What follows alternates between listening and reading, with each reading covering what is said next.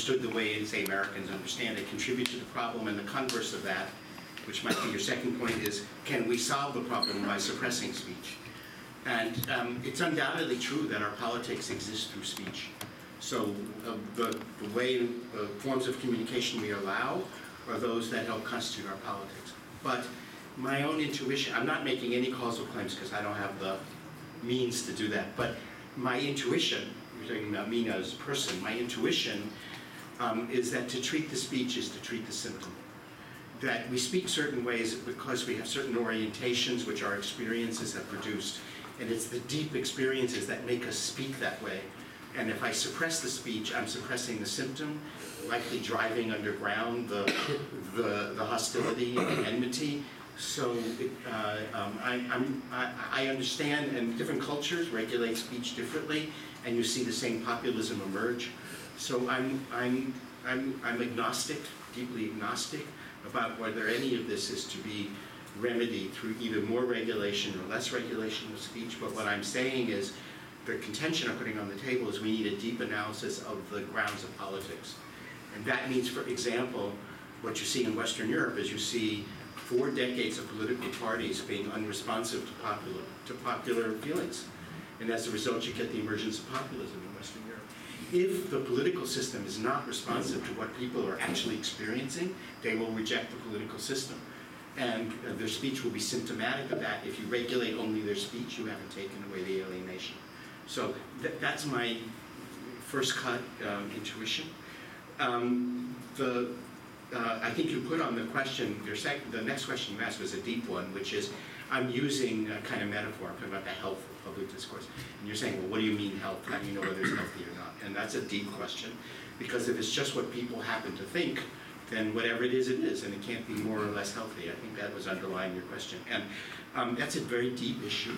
And that's why sometimes I use this metaphor of health, but more deeply, it's making the state politically accountable. So the question is, what does it mean to make it politically accountable? And that means we have to have a political relationship each to the other. That's getting more normative. And that means we have a relationship to each other that transcends any particular disagreement, that we believe we can solve by abiding by the rules of the game, which are communicative. So that's a measure. Now, I didn't talk about what you were asking earlier because I didn't read my writing, but you were asking about the relationship of the field of politics to the field of expertise. And actually this book about democratic expertise is a long-winded effort to sort of theorize that problem. But what I suggest in there, the conclusion I come to, is political opinion is not about truth, it's about opinion, whereas expertise is about truth. And so one has a field of expertise, but as I'm with John Rawls, there is no experts in public opinion. Experts don't get 2 votes.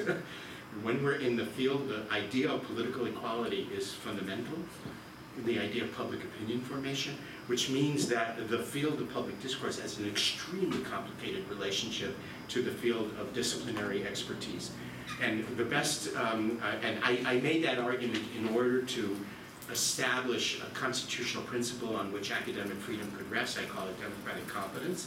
And it's the idea that opinion without knowledge is kind of useless, but knowledge is subordinate to opinion. And why is knowledge subordinate to opinion? Because the first premise of any democratic system is that we have to live together even though we disagree. If that fails, right? If the people in the white coats control what we can do together, and we can't because they're like the experts, it's like the madness of King George, right? The experts control, then we don't have a democracy anymore. And then we have only no reason to live together anymore. So for those reasons, the sphere of expertise and knowledge, I call it competence, is subordinate to the sphere of opinion, but should be constitutionally related to it on a separation of powers, checks and balances model. I get that from Anthony Giddens' work on the relationship of politics and expertise. You know, there has to be some constitutional principle of separation, but in the end, opinion is political is going to control, but it should have some brakes on it, and it should be understood as a separate sphere. Then the last question was, what about the intention of the people who worked? Is that what you're looking at? And the answer is no. What you're looking at is the health, namely the political relationships and what it can survive. Because that's the good. The good is we're living on the same geographical little bit of Earth, And if we don't kill each other, or we have a political relationship, then we have succeeded. But that's the test. You know, do we maintain a political relationship and not come to war? And that can be a matter of good or bad intentions. I don't care. What I care about is that we're not in a state of war vis-a-vis each other. Okay, so